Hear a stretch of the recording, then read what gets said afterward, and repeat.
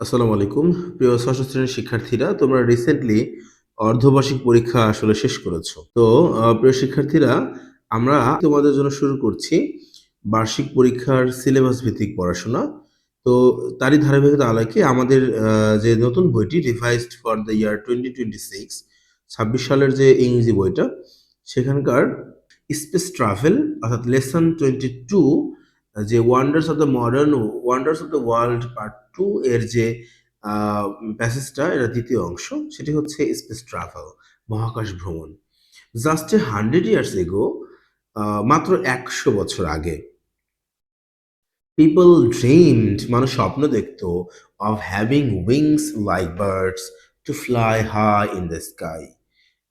কিসের স্বপ্ন দেখতো? হ্যাভিং উইংস, পাখা থাকার বা পাখনা থাকার স্বপ্ন দেখতো, লাইক বার্ড, পাখির মতো যেন পাখা থাকে, এরকম ডানা থাকার স্বপ্ন দেখতো।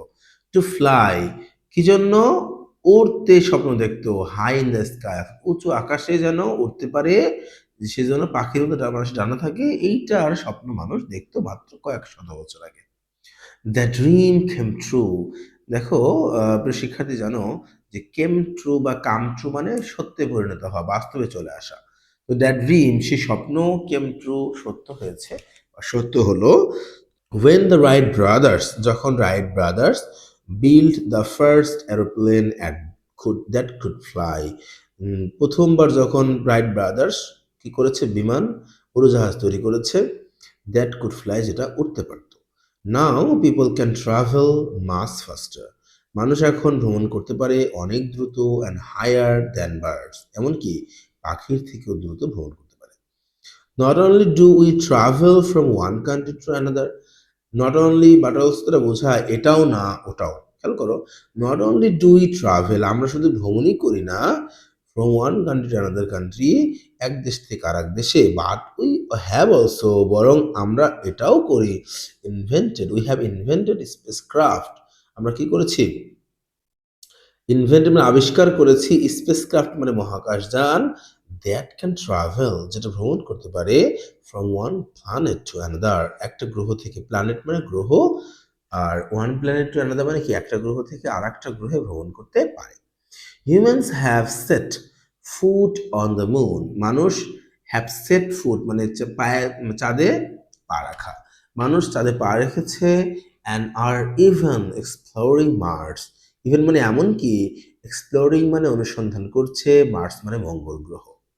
অ্যাডভান্সমেন্ট ইন স্পেস ট্রাভেল, মহাকাশ ভ্রমণের যে প্রযুক্তি, স্পেস ট্রাভেল বলি আমরা, স্পেস ট্রাভেল টেকনোলজি, মহাকাশ ভ্রমণ প্রযুক্তি, অ্যাডভান্সমেন্ট মানে অগ্রগতি হয়েছে, হ্যাভ এনেবলড, এটা সক্ষম করেছে, সায়েন্টিস্ট অ্যান্ড অ্যাস্ট্রোনটস, সায়েন্টিস্ট মানে বিজ্ঞানীদেরকে, অ্যান্ড অ্যাস্ট্রোনটস মানে হচ্ছে নভোচারী, যারা মহাকাশচারী তাদেরকে অ্যাস্ট্রোনটস বলে, টু এক্সপ্লোর, অনুসন্ধান করতে সক্ষম করেছে, distant planets and moons, distant মানে দূরবর্তী, প্ল্যানেটস মানে হচ্ছে উপগ্রহসমূহ, অ্যান্ড মুনস মানে চাঁদ।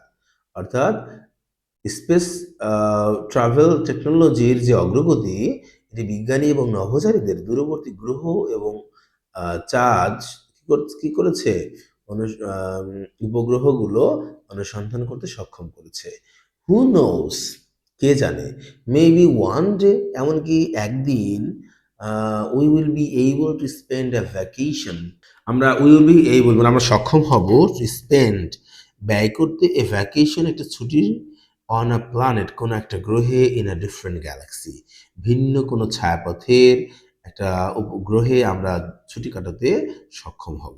Several thousand light years away, যেটা সেভারাল মানে কতিপয়, থাউজেন্ড মানে হাজার, লাইট ইয়ার্স মানে আলোকবর্ষ দূরে, অর্থাৎ কোনো এক গ্যালাক্সির বা ছায়াপথের কোনো গ্রহে ছুটি কাটাতে সক্ষম হব, সেটা আমরা কয়েক হাজার আলোকবর্ষ দূরের কোনো গ্যালাক্সির ছায়াপথের কোনো গ্রহে ছুটি কাটাতে সক্ষম হব।